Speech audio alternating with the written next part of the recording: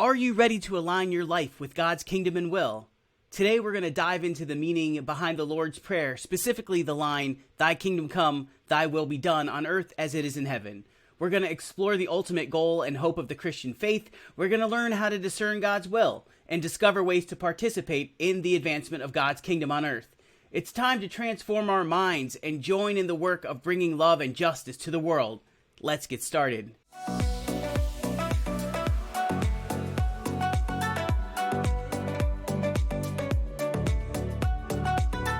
Today we are in week 3 of our series, How Should We Pray? Obviously, we are talking about the line, "Thy kingdom come, thy will be done on earth as it is in heaven." And the truth that we can take away from this line, one of the things that really sticks out when we say, "Thy kingdom come, thy will be done," is that God's kingdom and will are supreme for people of faith. They should be the top priority for people of faith.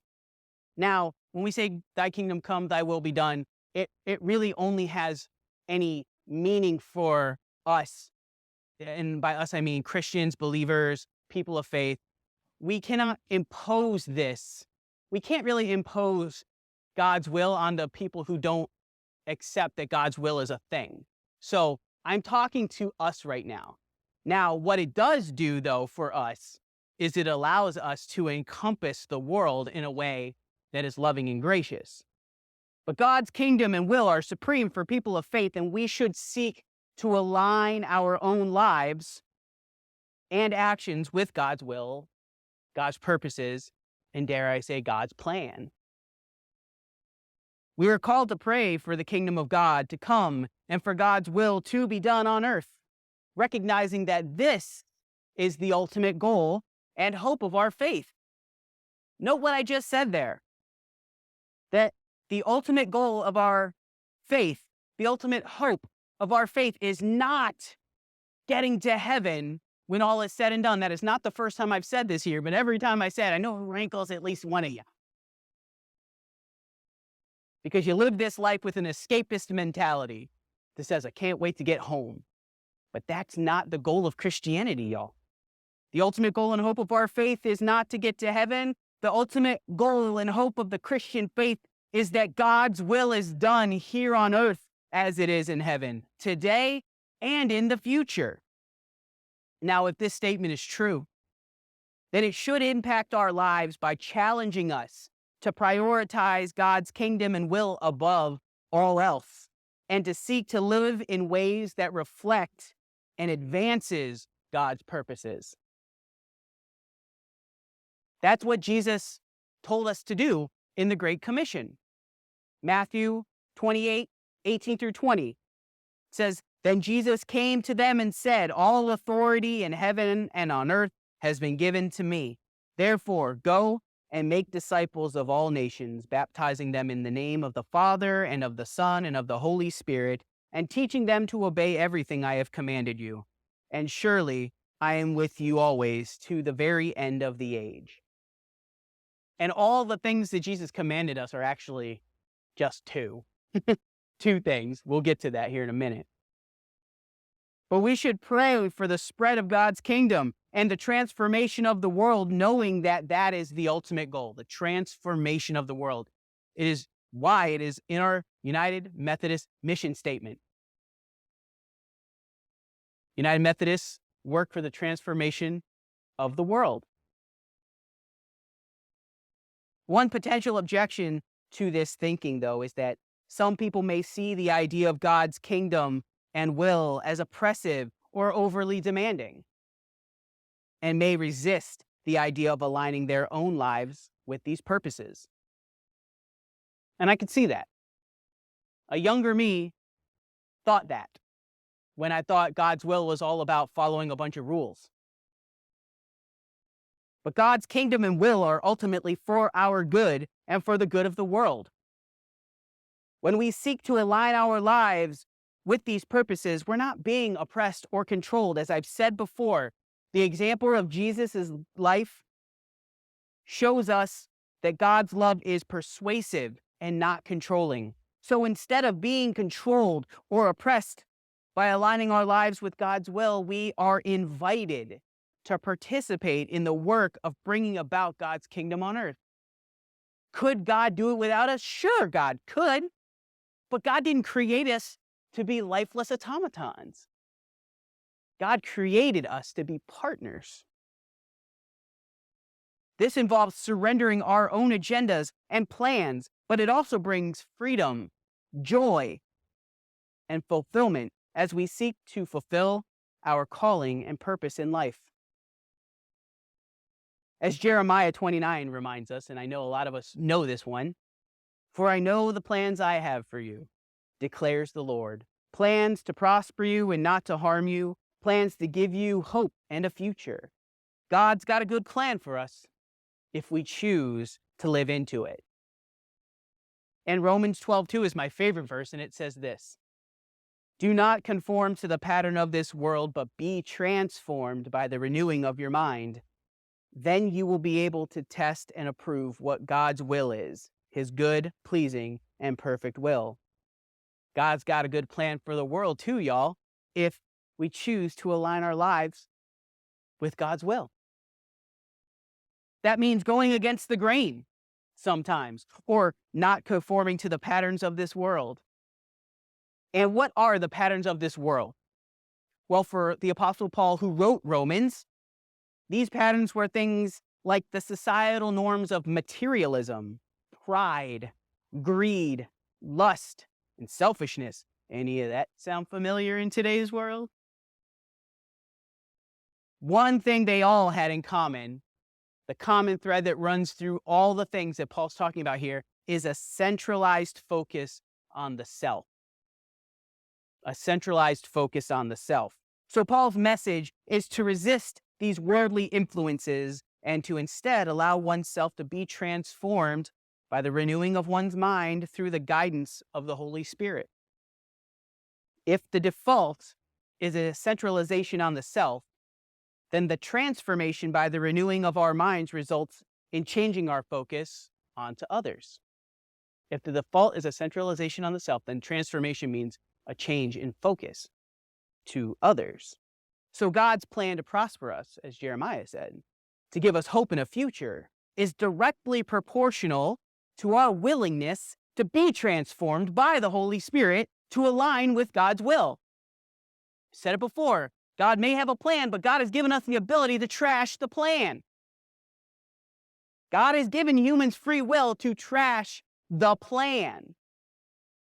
Our ability to live into God's purpose for us, God's plan for us, is directly proportional to our willingness to be transformed by the Holy Spirit to align with God's will, which brings us to the next problem that can come up with "Thy kingdom come, thy will be done." And that is, it may be difficult to discern what God's will is in any given situation. That's a big problem. What is God's will in any situation?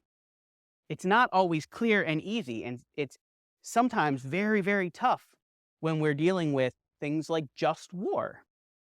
What is God's will when a war happens because one side is trying to protect another? We could look at it, not even something that big, but we could look at it from the perspective of home invasions, right? Like, a lot of us have weapons at home because of the threat of a home invasion. Like, what is God's will in that moment? It's not easy always to figure that out. And anybody who tells you, it's super simple, isn't trying that hard. Usually when people say that figuring out God's will is super simple, usually when they say that, they just mean that whatever they think they assume is God's will. But in Matthew 22 and in Luke 10, Jesus gives us the litmus test against which to determine whether our behavior and our thinking in a given situation is aligned with God's will. In those passages, Jesus distills the law of Moses, the 10 Commandments, down to two things, which you've heard me say ad nauseum since I've been here. Love God with everything you have, and love your neighbor as you love yourself. In those two passages, Jesus distills it all down to two. He says that all of the law and the prophets hang upon those two things.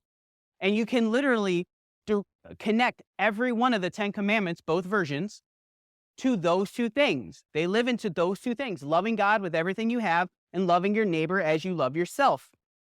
So ask yourself, in every situation and every encounter, am I loving God and my neighbor right now? Am I loving God and my neighbor right now? If the answer is yes, then you are likely aligned with God's will. Jesus' example of living a life aligned with God's will wasn't about forcing others to live correctly as he saw it.